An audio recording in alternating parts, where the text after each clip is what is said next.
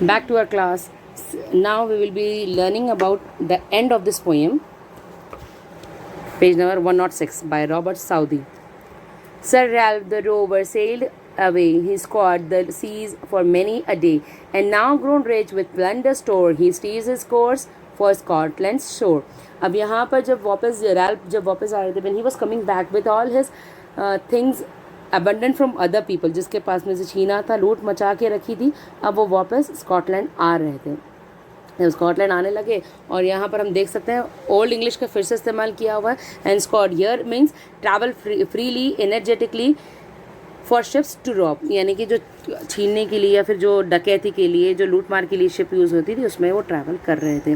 Plundered store big amount of looted wealth, यानी बहुत ज़्यादा उन्होंने लूट कर बहुत ज़्यादा सामान लेकर आए थे और वो डायरेक्ट अब निकल कर जाने लगे हैं स्कॉटलैंड की तरफ। So thick a hedge over spreads the sky, they cannot see the sun on high. The wind hath blown a gale all day.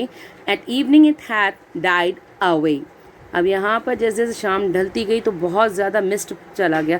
Mist यानी कि जहाँ पर हमको दिखाई नहीं देता, आसमान क्लियर नहीं होता है। The wind hath blown a gale all day. अब यहाँ पर और रात बढ़ती चली गई, रात जब बढ़ती चली गई और इवनिंग मर गई है, मतलब इवनिंग ख़त्म हो रही है और यहाँ पर नाइट स्टार्ट और डे नाइट जब होती है तो हमारे को सिवाय तारे और चांद की कुछ दिखाई नहीं पड़ता है, और यही चीज़ यहाँ पर भी इनके साथ में हो रही थी। On the deck the rover takes stand, so dark it is they see no land. Quoth Sir Ralph, I will be lighter soon, it will be lighter soon, for there is a down of the rising moon. अब यहाँ पर फिर से एक dialogue आ गया है Ralph rover का। वो जब चलने लगे हैं तो ये क्या बोलते हैं कि अंधेरा इतना है कि हमें कोई लैंड दिखाई नहीं पड़ रहा है, लेकिन वो क्या बोलते हैं कि यार कोई परेशानी की बात नहीं है, इट विल बी लाइटर सून, यानी कि जल्दी से यहाँ पर मून दिखाई पड़ेगा और जो हमारे पास में शाम हो रही है, जो शाम ढल रही है, वो उसमें उजाला मिल जाएगा।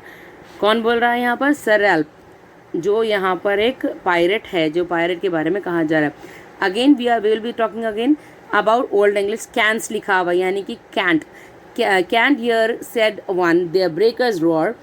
For me thinks we should be near the shore. Now where we are, I cannot tell, but I wish I could hear the Inchcape bell.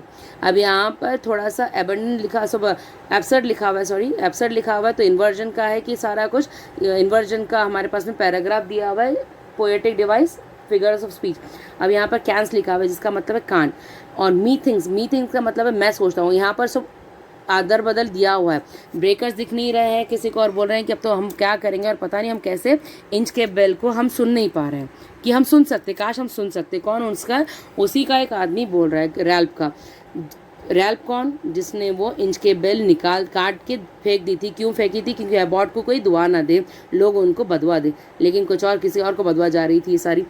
They hear no sound, the swell is strong, though the wind hath fallen, they drift along, till the vessel strikes with a shivering shock. Oh Christ, it is the Inchcape Rock. अब यहाँ पर जैसे ही वो लोग sound आवाज़ नहीं आने लगी, ये लोग सोचने लगे कि अब क्या होने वाला है, क्या करने वाले, सब घबराहट में आ गए हैं।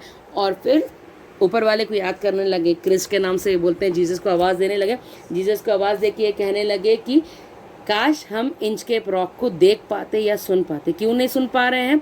ये सुन सकते, किसको सुन सकते? इंचकेप बेल को सुन सकते यहाँ पर, लेकिन इंचकेप बेल नहीं सुनाई दे रही है। क्यों नहीं सुनाई दे रही है? क्योंकि एबॉट ने लगाए थे, लेकिन सर रैल्फ द रोवर ने उसको काट के फेंक दिए हैं। Sir Ralph the rover tore his hair, he crushed himself in his despair. The waves rush in every side. The ship is sinking beneath the tide. अब यहाँ पर वो अपने बाल नोचने लगे हैं। He started cursing himself. वो अपने आप को बदवा देने लगे कि ये सोचकर कि यार मैंने तो अबॉट के लिए किया था, लेकिन ये तो मेरा ही नुकसान हो गया है। और जब तक वो सोचते या अपने आप को संभालते, काफ़ी ज़्यादा टाइड्स बढ़ चुकी थी एंड शिप स्टार्टेड सिंकिंग। अब वो सिंक हो गई है और वो सारे माल के साथ में, सारा लूटा हुआ माल, सारे लोग जितने उनके पास में काम करते, वो खुद भी जितने बड़े पायरेट थे, वो भी इसके साथ में डूब गए। But even in his dying fear one dreadful sound could the rover hear, a sound as if with the Inchcape bell the devil blow was ringing his knell. अब यहाँ पर जब वो मरने लगे हैं तो उसमें भी उन्होंने क्या सुना है? डेवल उनके लिए एक बेल लेके खड़ा है, यानी कि मौत का फरिश्ता। समझ लीजिए यहाँ पर मौत का फरिश्ता नहीं लिखा है लेकिन डेवल लिखा है।